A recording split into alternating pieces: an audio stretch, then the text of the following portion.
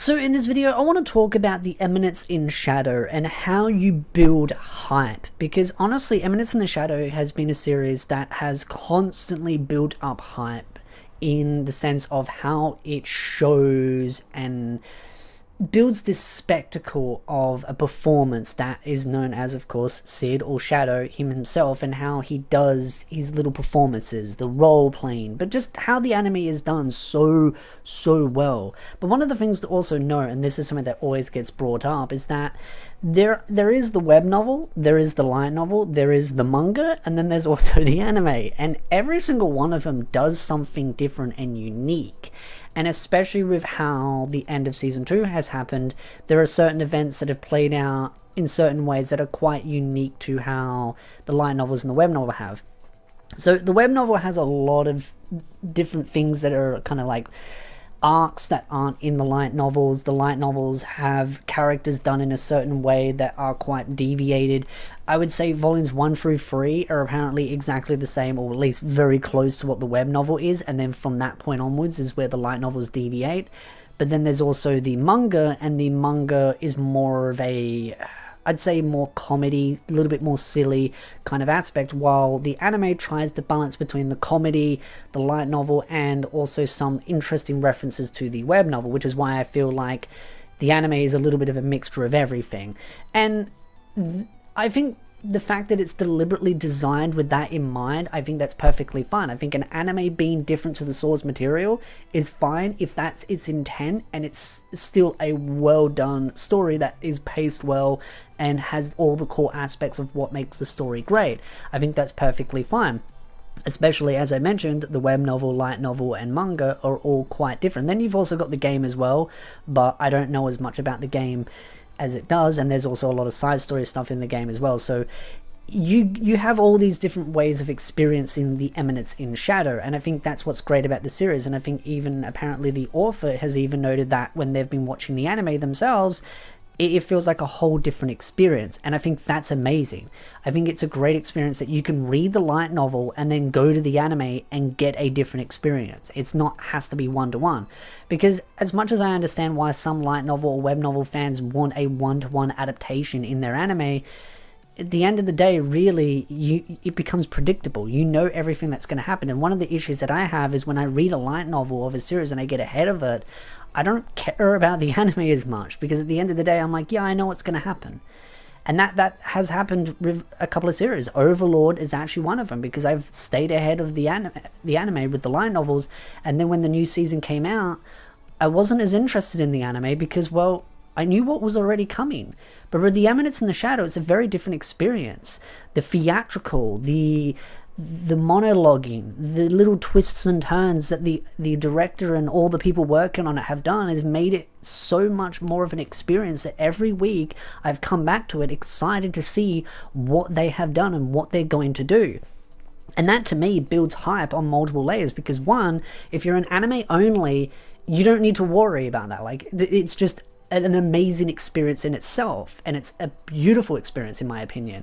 I love every episode of The Eminence in the Shadow, but as a web novel, light novel, manga reader, you still have that excitement of wondering what's going to be done. Again, I understand that some fans want a true loyal adaptation, but I think you can have a loyal adaptation while still having interesting little spins and turns that still stay true to what the story is about.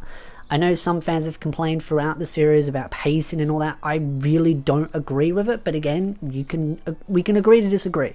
I think the pacing as far as season 1 and season 2 has gone has been phenomenal. As far as anime adaptation has gone, I think it's been great. The art style is quite unique, and what it's trying to do is a lot more like a edgy, dark kind of emo kind of gloom to it, which works perfect for what Sid is all about, his whole performance. So the art style, the animations, the kind of style of the coloring and everything works perfect to what the story is about.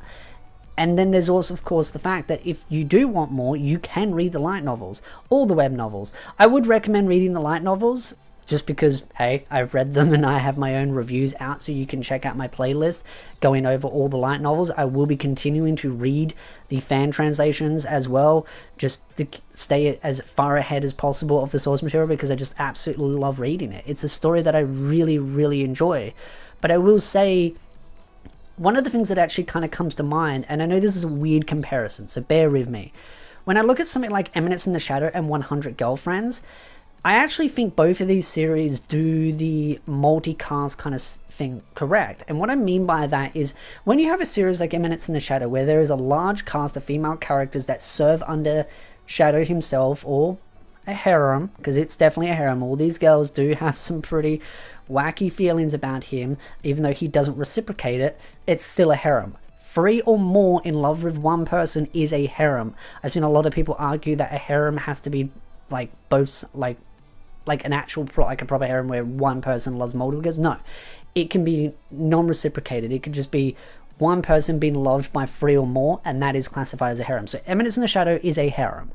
But the thing about it is that even though there is a large cast of girls, the story knows how to place their importance. You've got the inner circle of girls, which always kind of are always in and out of the story. They're always playing a major role throughout the story. And then you've kind of got your second layer, which is your sort of like not the inner, but sort of the more middle to inner layer, which is the girls that are still important to the story, but they're not as prevalent. They kind of show their faces here and there as little references, especially when Sid is doing his whole big atomic thing in the sky.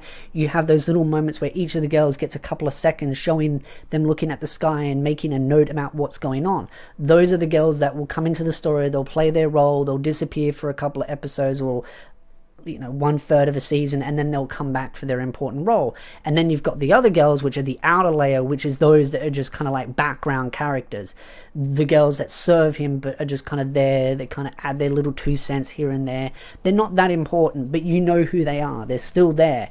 And I think that's the thing that Eminence in the Shadow does really well. It has multiple tiers of the girls, and you know where each of those girls stand. One of the problems that I have with harem animes that have a large cast of girls is you know that these girls are meant to be important, but they add them into a story, they give them their own little arc, and then once they're done, they make this big spectacle out of them, and then they just throw them to the sideline and you never hear from them again. But you know they're meant to be important and relevant to the whole story, and the only time they come along is just to be a cheerleader. Like, it's like an identity crisis when it comes to many animes that have a large cast of harem girls. It's, again, I've read and watched a lot of harems, so I've seen harems done right and wrong in many different ways, and it's why I brought up 100 Girlfriends, because it does something different than what Eminence in the Shadow does, but they both do it perfectly. And that's the thing, you don't have to do everything exactly the same way. You don't have to copy another anime or another light novel manga's formula of dealing with harems for it to work. 100 Girlfriends does it perfectly, where they have these different layers of like chapters or episodes where you have the girls come together as little groups, and they have them in little pockets, like little bubbles of different girls, and then you have the arcs. And 100 Girlfriends does it in a unique way of keeping all the girls relevant and making them still feel important and not just completely sidelining them, while Eminence in the Shadow, to me, has like a tier system where you know where each girl stands in their importance in the story.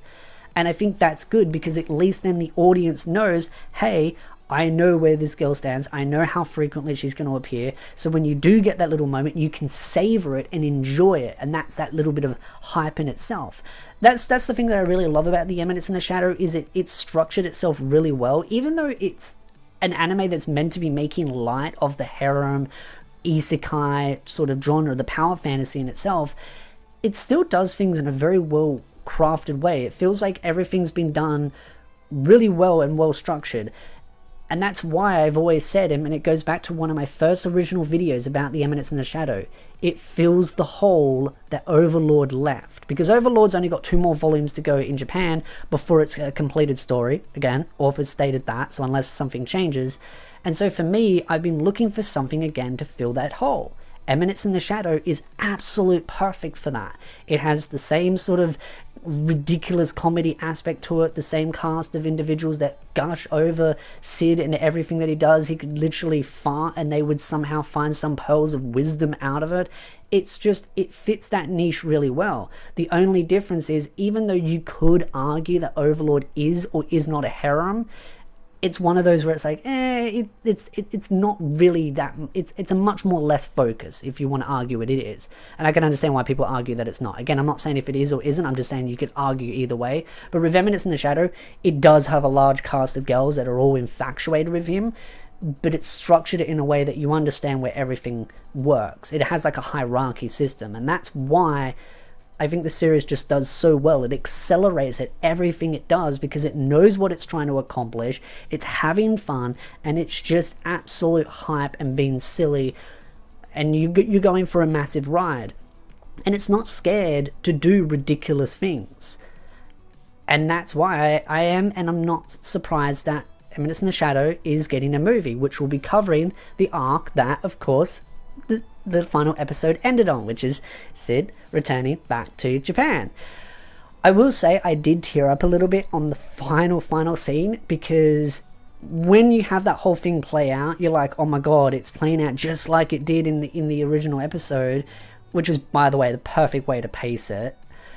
But then the music from season 1 played, and it was just so perfect the way they put so much attention to detail into every little thing. Like, the final scene for season 2 is the opening song to season 1, which works perfectly because that is where it originally started with that particular scene. It's like it came full circle around, and it's very clear that they planned season 1 and season 2 together. They clearly had this all road mapped and were like, this is what we're going to do. I'm still surprised that there is going to be a movie, but I'm not against it either. The only thing I don't like about movies is the releases, but that's nothing on the studio or the anime. That is to do with the publishers in the Western side of things. So it's nothing on the anime.